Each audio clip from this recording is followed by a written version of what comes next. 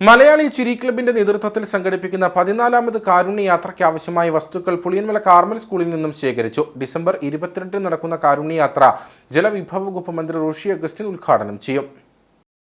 Puliyanmala Carmel സ്കൂളിലെ കുട്ടികൾ എത്തിച്ചു നൽകിയ ഉപയോഗപ്രദമായ വസ്ത്രങ്ങൾ ഉൾപ്പെടെയുള്ള സാധനങ്ങളാണ് ചിരി ക്ലബിന് നൽകിയത്.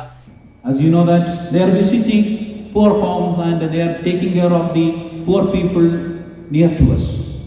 So you collected some dresses, good dresses you collected, and we collected some stationery items. So today we are going to hand over to them, so they will visit the poor homes, they will meet the poor people and they will hand over to them. They will pray for us, they will remember us. Surely that blessings will come to us. So you can enjoy, you can experience the people's prayers and blessings in the coming days. Malayali ചിരി ക്ലബിന്റെ നേതൃത്വത്തിൽ കഴിഞ്ഞ 8 വർഷമായി ഇടുക്കി ജില്ലയിലെ വിവിധ അഗതി മന്ദിരങ്ങളിലേക്ക് തുടർച്ചയായി നടത്തിവരുന്ന കാരുണ്യയാത്രയുടെ ഭാഗമായാണ് ഈ വർഷവും പരിപാടി സംഘടിപ്പിക്കുന്നത്.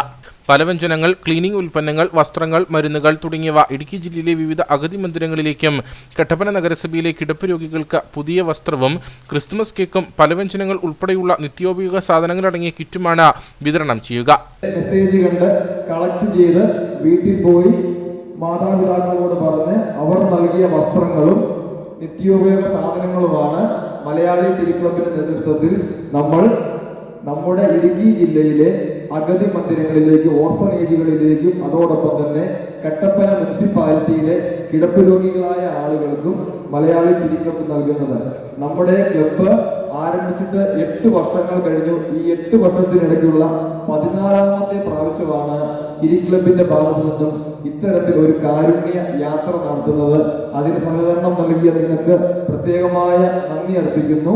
School principal father Bernie Tharappel, രക്ഷാധികാരി Georgie Mathew, president Sunny Storil, charity chairman Manoj Varkey, general secretary Ashok ER, കാരുണ്യയാത്ര coordinator Jomon Pudipara, Manoj PG, Bivin Viswanathan, Robin Chacko, Abhilash KT, Jerin deluxe തുടങ്ങിയവർ പങ്കെടുത്തു.